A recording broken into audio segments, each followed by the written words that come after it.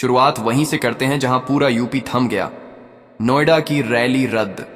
एक ऐसा फैसला जिसने न सिर्फ बीएसपी के कार्यकर्ताओं को चौंकाया बल्कि पूरे राजनीतिक माहौल में तूफान खड़ा कर दिया। और इसी तूफान की रात में दिल्ली से एक खबर निकली, मोदी जी ने यूपी को लेकर बड़ा फैसला ले लिया है। लेकिन यह फैसला क्या था, किसके खिलाफ था, और इससे मायावती को अचानक इतनी ताकत कैसे मिल गई? यही पूरी कहानी आज हम आपको बिना घुमाए, बिना रोके, सीधे सीधे बताने वाले हैं। लेकिन आगे बढ़ने से पहले अगर आप यूपी की राजनीति का असली खेल समझना चाहते हैं तो चैनल को सब्सक्राइब करके घंटी जरूर दबा दीजिए, क्योंकि आने वाले दिनों में हालात ऐसे बदलने वाले हैं कि हर अपडेट आपको चौंकाएगा। अब आते हैं असली मुद्दे पर। नोएडा में होने वाली रैली, जिसे मायावती 6 दिसंबर को संबोधित करने वाली थी, अचानक रद्द। कारण जो भी बताया गया हो, लेकिन राजनीति में कोई भी कदम सिर्फ एक वजह से नहीं उठाया जाता। असली वजहें हमेशा पर्दे के पीछे छुपी होती हैं, और यूपी की राजनीति में जो भी पर्दे के पीछे खड़ा दिखता है उसे समझना आसान नहीं होता। मायावती ने इस रैली को रद्द करके एक बहुत साफ संदेश दे दिया, मैं जमीन पर नहीं, रणनीति पर खेलती हूं। और यही बात बीजेपी को खटक गई। दिल्ली में रात 11 बजे के करीब, जिस समय आम लोग सो रहे थे, उसी समय दिल्ली के एक बड़े कमरे में फोन बज रहे थे। संदेशों का सिलसिला चल रहा था और बीजेपी के टॉप नेताओं के बीच यूपी को लेकर अचानक बैठक बुलाई गई। सूत्रों का कहना है कि मोदी जी खुद इस पूरी स्थिति की मॉनिटरिंग कर रहे थे। सवाल सिर्फ एक था, मायावती की रैली रद्द होने से आखिर मायावती को फायदा कैसे मिल सकता है? और इस सवाल ने बीजेपी के भीतर बेचैनी पैदा कर दी। देखिए, रैली रद्द होना कोई साधारण घटना नहीं है। मायावती खुद एक ऐसा चेहरा है जो भीड़ से ज्यादा अपनी खामोश रणनीति के लिए जानी जाती है।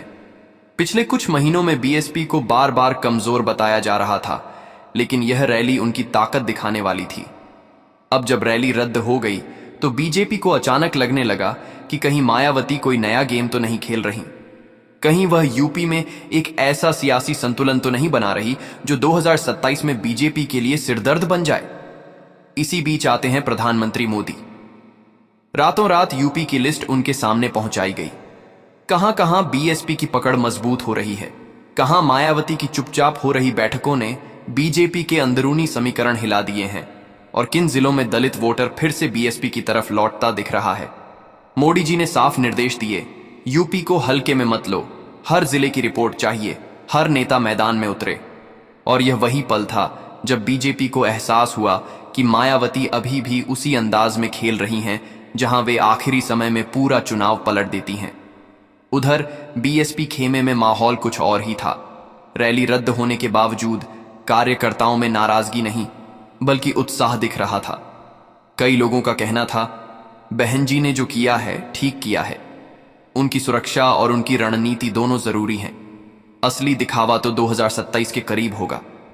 यानी मायावती ने न भीड़ दिखाई, न शक्ति प्रदर्शन किया, लेकिन खबरों में उनका नाम छा गया। यही तो राजनीति का असली खेल है।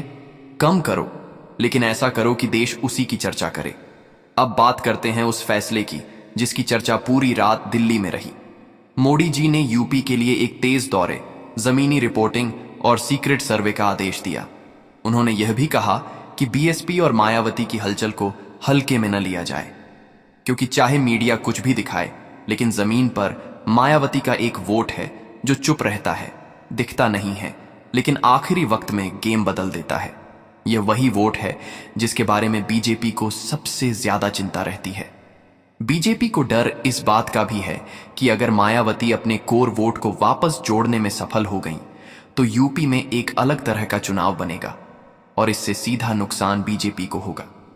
यही वजह है कि भाजपा के अंदर यह चर्चा है कि रैली का रद्द होना बीएसपी की कमजोरी नहीं बल्कि एक प्लान है, और मोदी जी का रातों रात लिया गया फैसला इस प्लान को पहचानने की कोशिश है।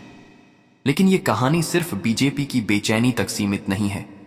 मायावती की चुप्पी भी खुद एक संदेश बन चुकी है।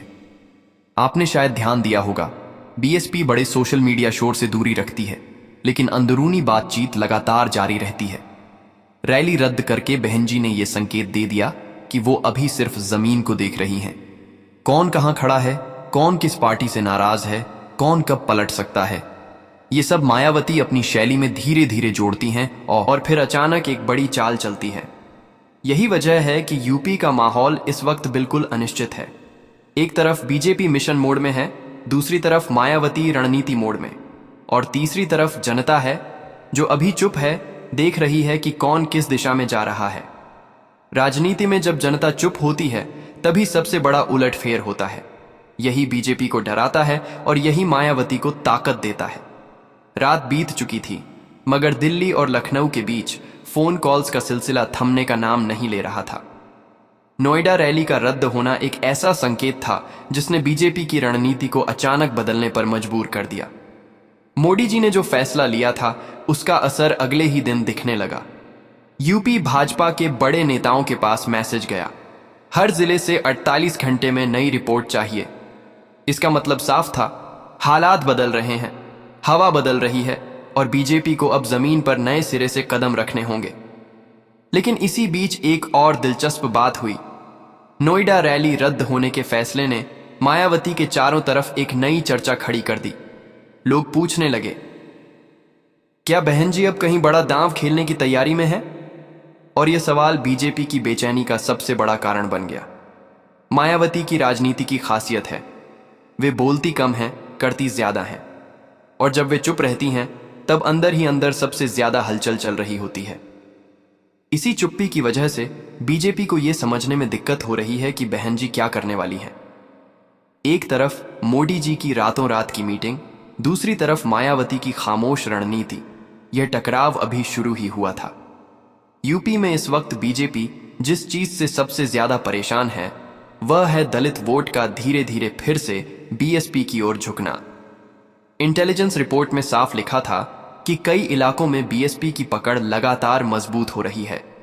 इसके बाद मोदी जी ने यूपी के 17 जिलों को हाई अलर्ट जोन घोषित करने का निर्देश दिया और कहा, यहां हर गतिविधि पर नजर रखो, ये जिले चुनाव का भविष्य तय करेंगे।